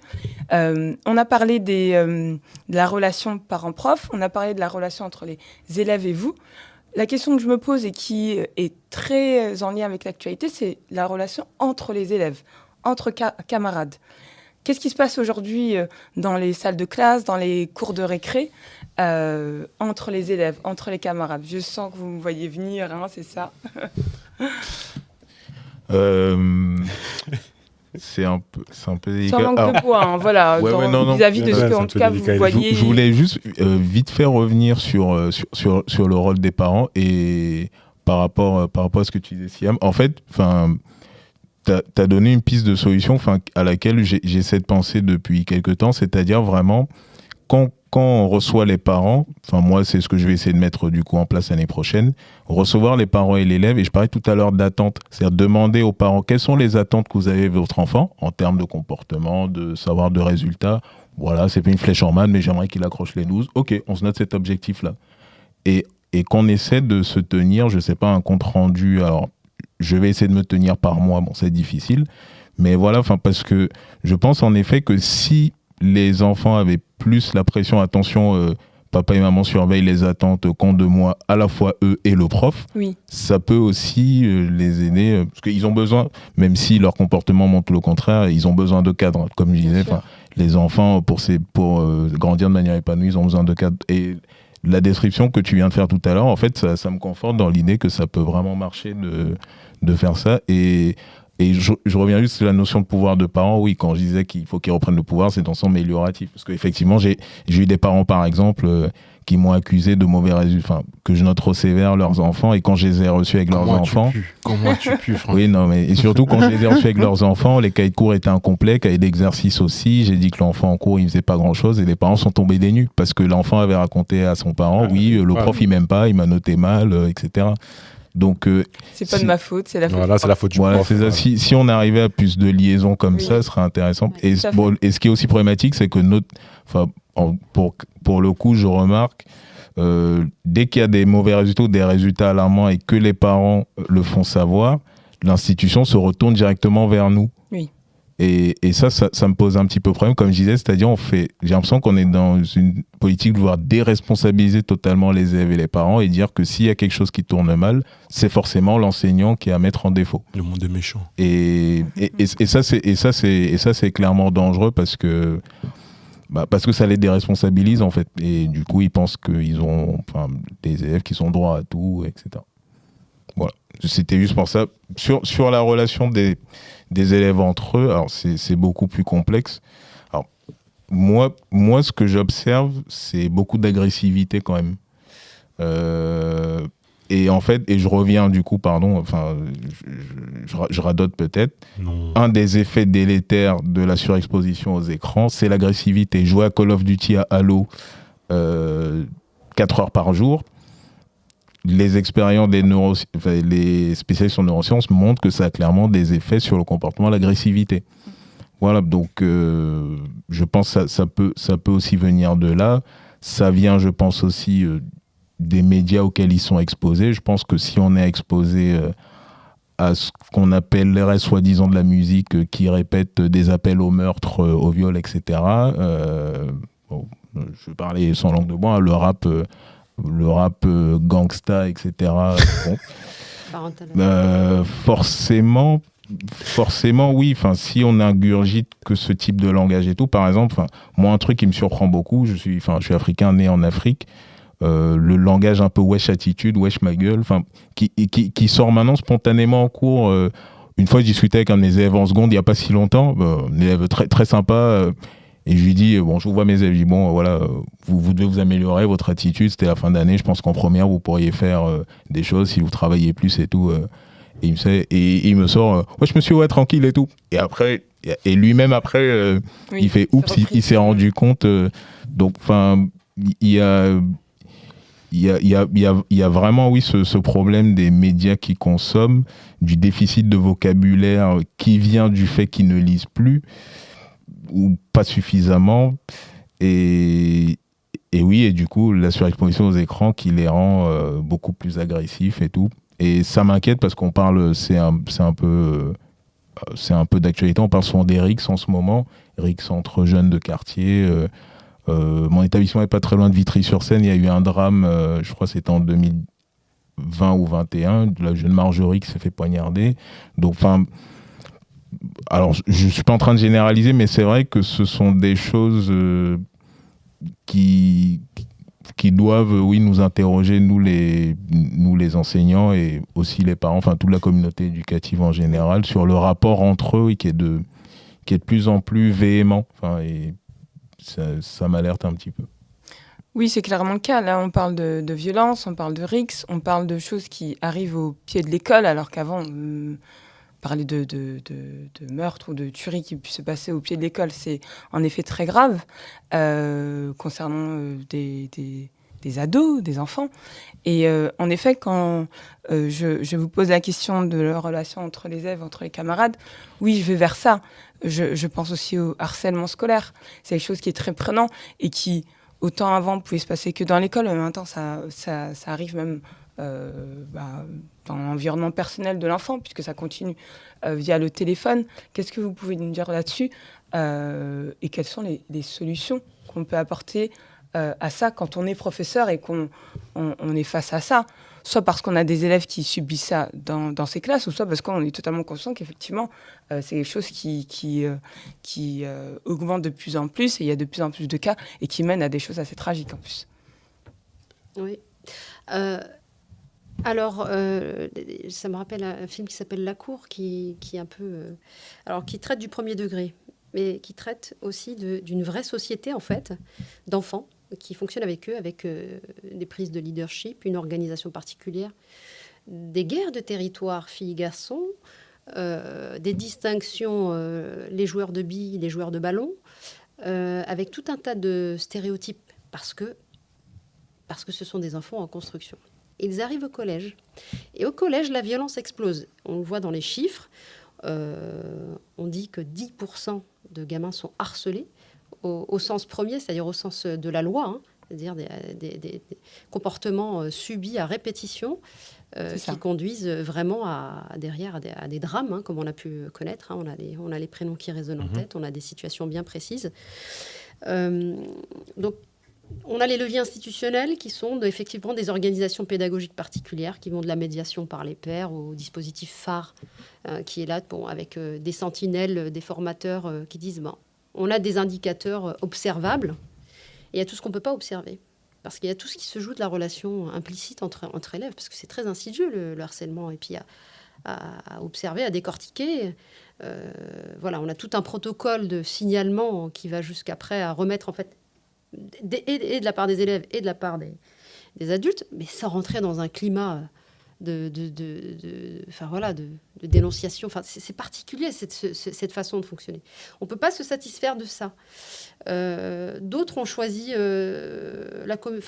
l'éducation à la communication non violente. Donc déjà, c'est développer les langages, parce qu'en fait, le langage permet de mettre à distance la violence.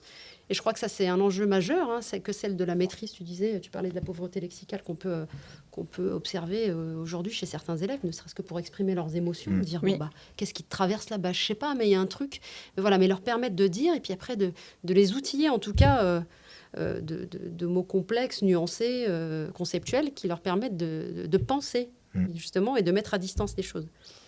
Je pense que, alors même si c'est un peu, j'aime pas parce que c'est un peu à la mode, mais on dit que l'éducation à l'empathie, c'est quelque chose qui permet, en tout cas, de se décentrer de ses propres violences ou d'une situation donnée et de se mettre à la place de l'autre.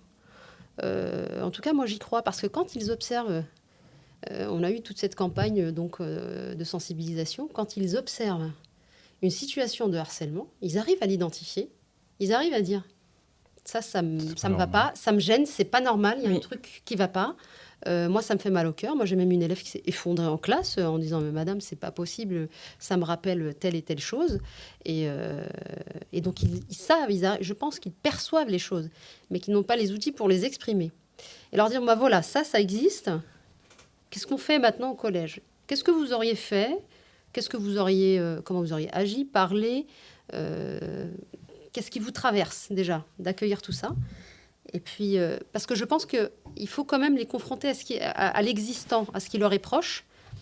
C'est le premier petit pas à faire pour qu'ils puissent justement, déjà se situer en disant ça c'est grave, ça c'est pas grave, ça c'est pas du harcèlement, c'est de la chamaillade, mais quand même il faut être vigilant, parce on connaît les échelles de graduation, c'est un accordéon qui peut se déplier très très fort et très vite, et exploser aussi du jour au lendemain.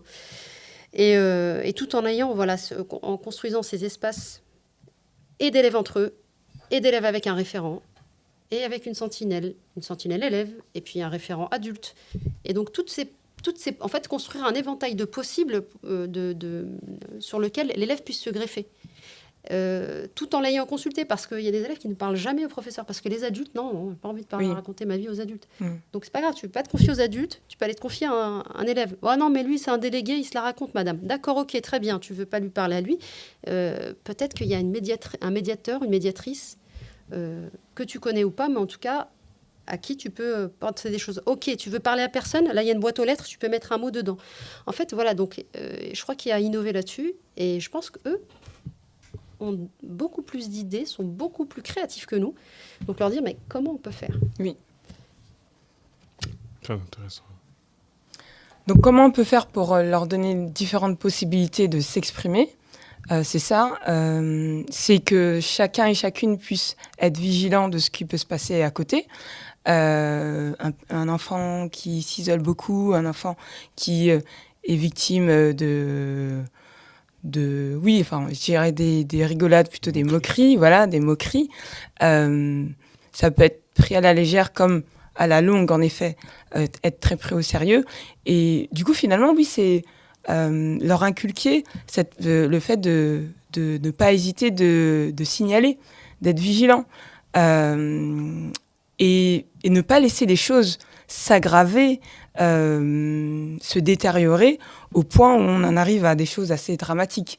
Et c'est sur ça, en fait, où je trouve qu'en ce moment, on tire beaucoup la sonnette d'alarme sur des situations qui sont allées très loin. Et Et ça me fait penser à une situation vécue où, alors faut savoir que moi, j'ai été pendant des années professeur de gymnastique. Donc là, on est dans un cadre plutôt loisir. Donc on sort de l'école. Bon, j'avais le bon rôle. Hein. C'était facile de les avoir, puisque finalement, c'était un moment qui était sympathique pour eux. Et j'avais une élève qui s'était plaint effectivement d'harcèlement. Mais c'est sa mère qui me l'a dit.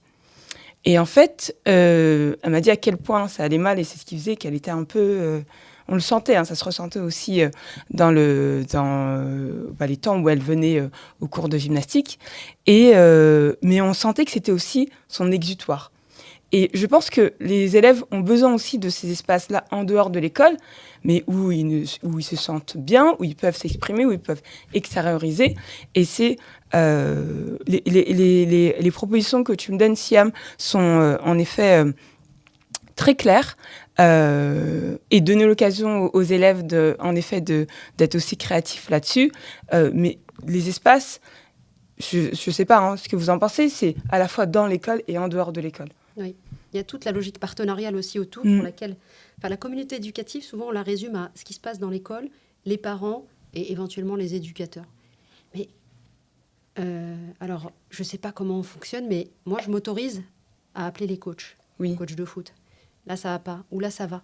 Moi je m'autorise à appeler le parent pour dire la semaine dernière c'était catastrophique et cette semaine c'est super, donc pouce en l'air. Et d'ailleurs le premier appel généralement il est déroutant. Je dis, mais pourquoi vous m'appelez quand tout va bien ? Parce que j'ai envie de vous appeler quand tout va bien. Donc ça dépend ce qu'on s'autorise ou pas. Ça peut être les cellules d'écoute jeunes, parce qu'en fait, toutes les municipalités sont dotées de services jeunesse avec des compétences et tout un panel de propositions d'activités qui permettent justement d'avoir ces espaces de parole et d'écoute. Parce qu'un élève qui ne parle pas, il écoute et il réfléchit. Oui. Et ce n'est pas forcément à l'école que ça se joue. C'est là encore une fois où je te rejoins.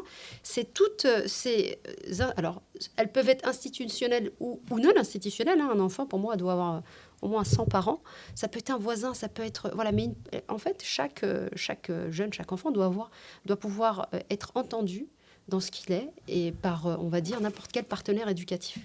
Institutionnel ou non institutionnel, parce qu'en fait des fois la petite mamie qui est dans le coin la petite retraitée mamie qui est là, qui vit seule parfois, elle va juste dire bonjour, oh dis donc t'as pas l'air très en forme, et elle va dire bon viens, on discute 2 minutes et après tu rentres. Et bien cette discussion là, voilà, le rapport intergé aussi, c'est quelque chose sur lequel on s'appuie rarement, alors que je peux. Et ça peut tout changer en effet, oui. Ça ce change. moment. Et c'est une dynamique à impulser et qu'on s'autorise pas ou qu'on ne conseille pas forcément. Je leur dis, si vous ne voulez pas nous parler, allez parler à n'importe quelle personne qui vous écoutera, en qui vous avez confiance. Confiance, oui, très important. Patrick, qu'est-ce que tu en penses de ça ? Concernant le harcèlement scolaire, on parlait de moyens. Alors, tout à l'heure, Siam, elle a évoqué le dispositif phare. Alors, peut-être que ça ne parle pas à tout le monde.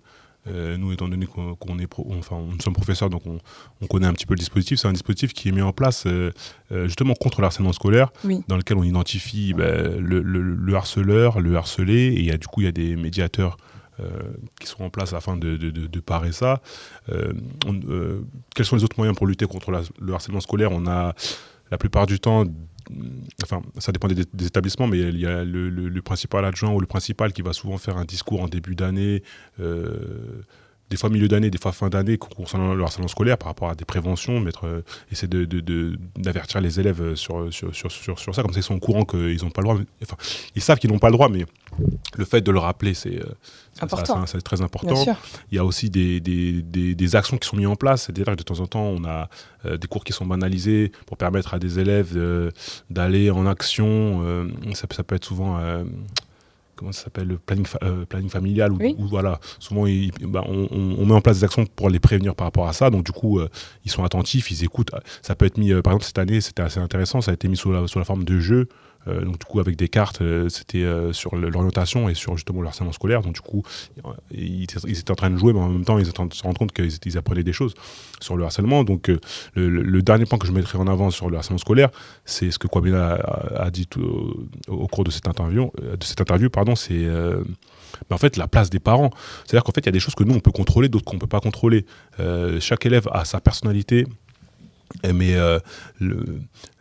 les paroles que l'on peut prononcer nous en tant que prof, vont pas avoir le même impact que les paroles prononcées par les parents. Alors ça peut être, je parle des paroles, c'est pas uniquement les paroles, c'est l'éducation. Qu'est-ce que les parents vont transmettre à leur enfant? Pour vous donner un exemple très, très simple, j'ai été éduqué à la dure, on va dire, c'est-à-dire que j'avais pas le droit de faire grand chose.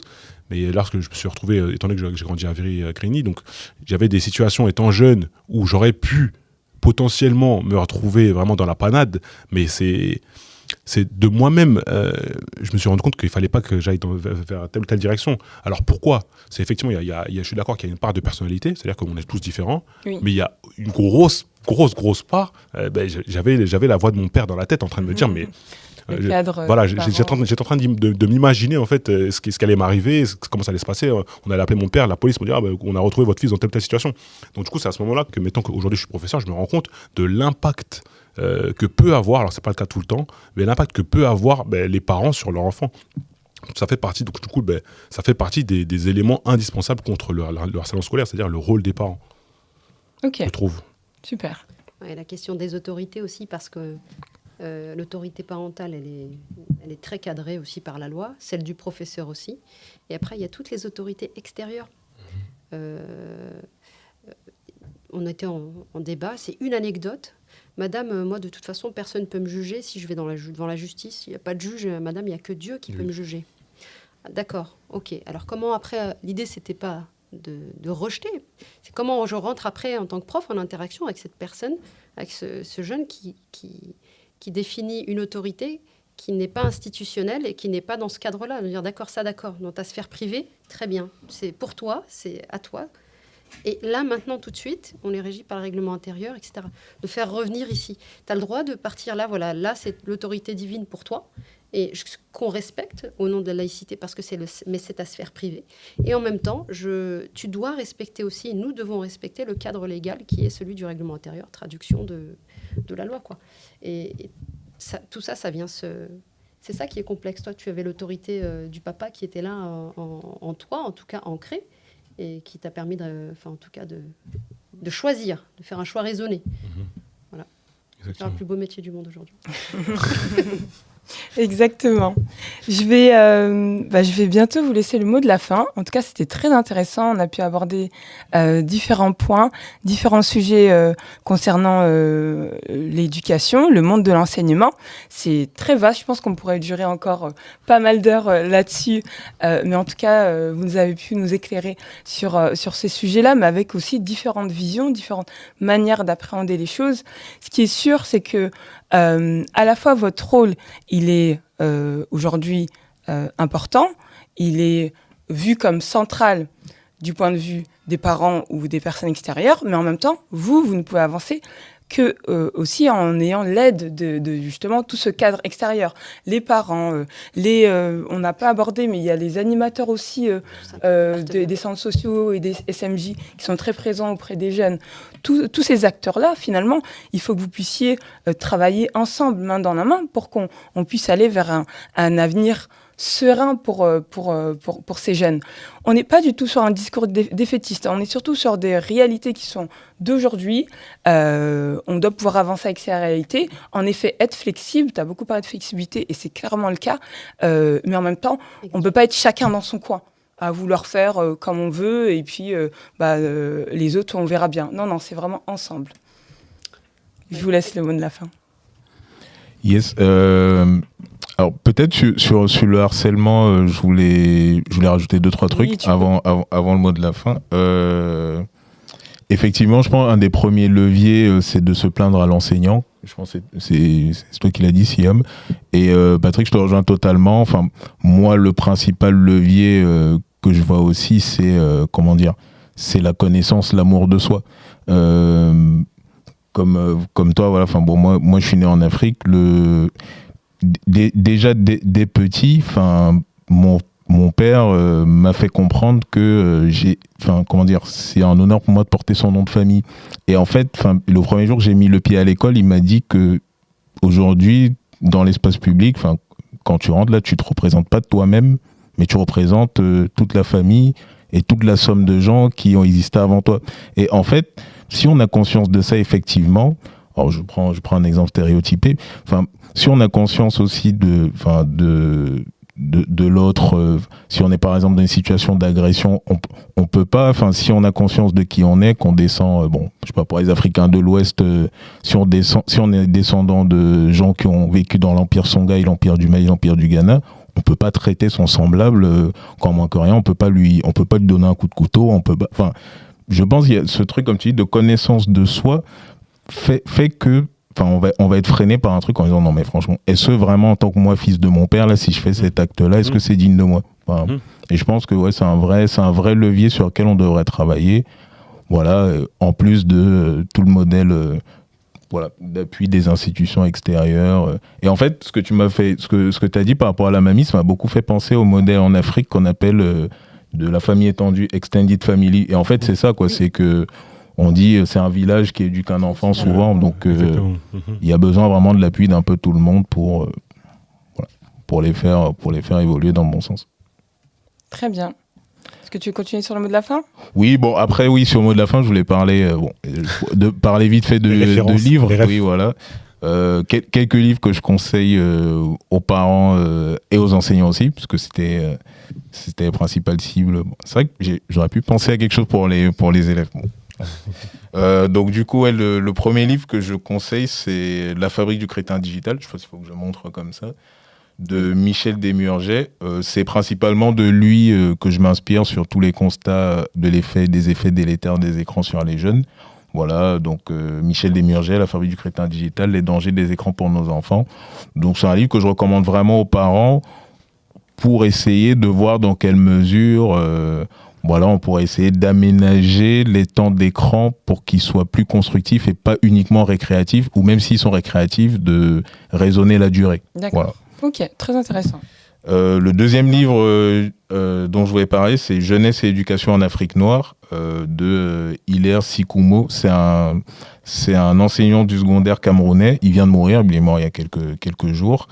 En fait, c'est assez vieux, c'est début des années 90. C'est un livre que j'aime beaucoup parce qu'en fait, ça rejoint un peu l'approche de Siam, c'est-à-dire il analyse le système éducatif au Cameroun. En fait, c'est en Afrique noire, mais c'est au Cameroun, enfin, c'est sur le Cameroun qu'il se focalise. Et vraiment, il analyse ce système éducatif à partir du ressenti des élèves. Donc en fait, il montre un questionnaire qu'il a donné donc, aux élèves qu'il a pu rencontrer. Je crois qu'il y en a 150. Et il leur pose tout type de questions. Qu'est-ce que vous pensez de vos enseignants? Est-ce qu'ils sont trop stricts? Est-ce que pour le règlement intérieur de l'école, est-ce que vous pensez que ce serait bien une école autogérée puis d'adultes? Est-ce que Et en fait, il construit vraiment sa réflexion là-dessus pour dire qu'en fait, oui, si on veut réformer l'école dans le bon sens, il faut aussi tenir compte des principaux intéressés qui sont les élèves. Commencer par les sonder, oui. Oui, voilà. En effet. C'est ça. Un autre livre, donc c'est un roman cette fois-ci d'un écrivain camerounais qui s'appelle Bassek Bakobio. Ça s'appelle Sangomalo.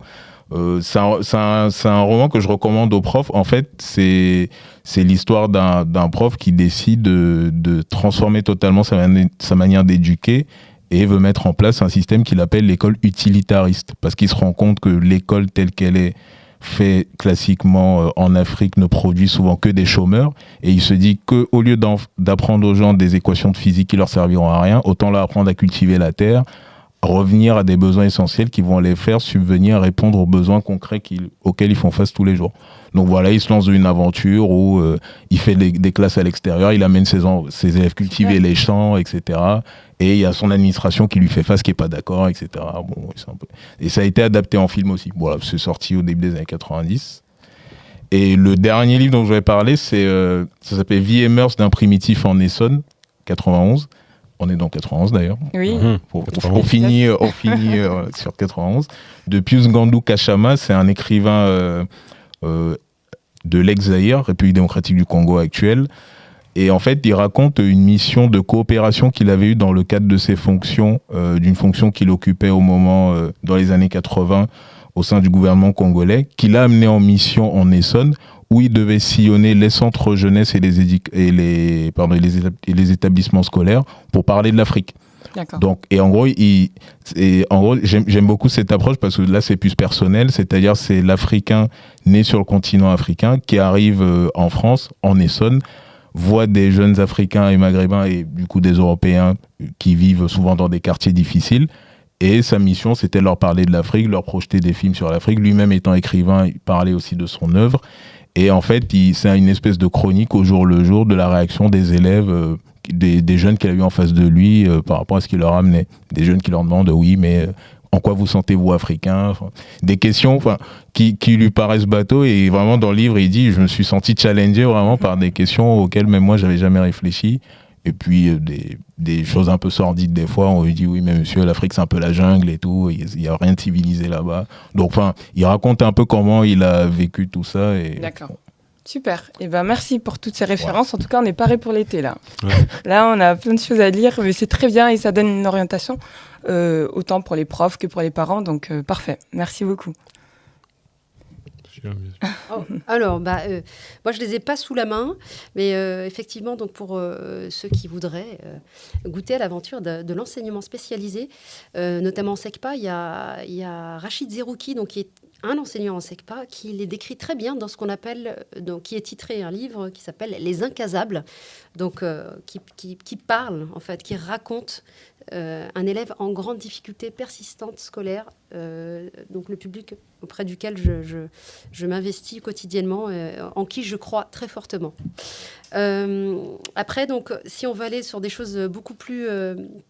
ce qui touche nos élèves, c'est principalement cette difficulté on va dire, d'abstraire, en fait, de la capacité d'abstraction et de transfert dans les apprentissages. Et Britt-Marie Barthes, qui était l'explique très bien donc dans son ouvrage qui s'appelle aussi, je crois, Capacité d'abstraction. Donc on trouve assez aisément. C'est un vieux livre, mais en tout cas qui traite et qui explique ce qui se joue sur le plan cognitif.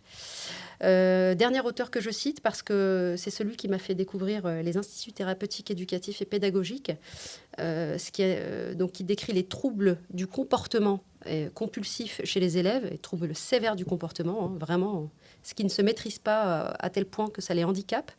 C'est Serge Beaumard qui a écrit La peur d'apprendre, et donc qui décrit très bien ce qui se joue sur le plan des émotions et de l'affect chez un enfant, des fois, qui a peur d'apprendre.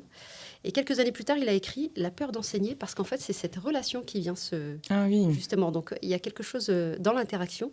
C'est souvent parce que l'enseignant a peur de quelque chose ou qu'il se sent démuni qu'il va provoquer indirectement des blocages dans les apprentissages. Et c'est intéressant d'avoir ce recul et ce qu'il décrit, puisqu'il a lui-même enseigné dans ces structures médico-sociales. Un dernier petit message, en fait, je l'adresse à tous les élèves, et les élèves que nous sommes, nous aussi, enseignants. Donc, moi, je crois qu'il faut y aller, il faut y croire, il faut oser. Il fallait au-devant. Je crois que le lien social, il y a de ça 2 petites années, on avait souffert d'être enfermés. Je crois que pour s'émanciper, il faut continuer à produire du lien, quel qu'il soit, et innover de ce point de vue-là. Qu'il soit numérique, un peu virtuel, pas trop quand même, vigilant. Et puis voilà, donc en tout cas, moi j'ai été ravie d'interagir avec mes collègues qui sont encore... je me suis encore nourrie de quelque chose. J'ai appris des tas de choses aujourd'hui encore à votre contact. Merci. Merci à toi. Merci à toi. Merci. Et ton mot de la fin, Patrick? Oui, le mien. Ce que je peux dire pour faire court. Je trouve que le but, c'est pas de relancer un débat, mais je trouve qu'il y a un léger paradoxe entre le fait d'être prof en 2023 et les directives données par l'éducation nationale. J'aime bien, je crois que c'est Kwame Natteler qui en parlait. Alors, c'est pas être prof en 2023, ça ne veut pas spécialement dire qu'on est totalement d'accord à 100% avec la façon d'éduquer du gouvernement, les choix qu'ils font. Je trouve qu'aujourd'hui, pour enseigner au collège, je trouve qu'il y a des élèves qui sont extrêmement fatigués, non pas parce que ils se sont couchés tard, mais des bons élèves qui travaillent, parce que tout simplement, c'est difficile de faire du 8h, 17h quand on a 12 ans. Le rythme scolaire qui est donné. Voilà. Donc il y a assez un paradoxe. Alors moi, ce que je dirais, c'est que j'essaye d'amener à mes élèves, de leur transmettre l'envie de réussir. Et la réussite n'est pas forcément liée à la réussite scolaire. Souvent, alors ça a été mon cas, on associe souvent la réussite dans la vie à la réussite scolaire. Oui. Alors que je trouve que dans l'éducation nationale, on omet de mentionner qu'on peut réussir sans passer par l'école. Alors c'est difficile, du coup, vous me direz, parce que du coup, eux, leur rôle, c'est la réussite scolaire. Mais je trouve qu'on ne met pas assez en avant le fait qu'on peut tout simplement réussir. Souvent, je leur dis à des élèves, tu sais que tu peux réussir dans la vie, peut-être que tu n'es pas forcément scolaire. Il y a Siam qui a parlé beaucoup de différenciation. Peut-être que toi, ce n'est pas de cette façon-là que ça va aller, mais tu peux réussir dans la vie en faisant ça. Alors oui, tu es obligé de passer par ça, tu es obligé de travailler comme ci, comme ça, mais tu peux réussir dans la vie. Donc du coup, le message, c'est vous pouvez réussir, vous pouvez y arriver. Vous n'êtes pas obligé de réussir scolairement pour réussir dans la vie, voilà, tout simplement. Ok. Et ça met totalement en lien le fait de croire en soi, de suivre finalement ses aspirations, même si le terme d'aspiration professionnelle, voilà, c'est un mot très lointain, je pense, pour eux aujourd'hui. Mais il y a en tout cas ce qui est de l'ordre d'aller vers les choses qu'on aime. Et très souvent, ça, on nous l'a mis de côté. Je parle pour ma part. Faire ce que t'aimes, non. Va vers un métier qui va te permettre d'avoir une rémunération. C'est tout. Il n'y avait que ça qui importait. Et puis, et des bonnes notes à l'école. Alors qu'aujourd'hui, je pense que la chose est beaucoup plus complexe. Et l'objectif, c'est pas d'avoir des clones, mais plutôt d'avoir des personnes qui vont s'assumer complètement, qui vont pouvoir... des personnes qui vont se tourner vers, effectivement, des secteurs, des domaines qui vont leur permettre de s'épanouir. Et c'est de là qu'on va avoir petit à petit des personnes qui vont s'accomplir, qui vont s'épanouir et qui vont être totalement accomplies et pas voilà. On est totalement en évolution, comme vous l'avez dit, totalement en évolution, en progression.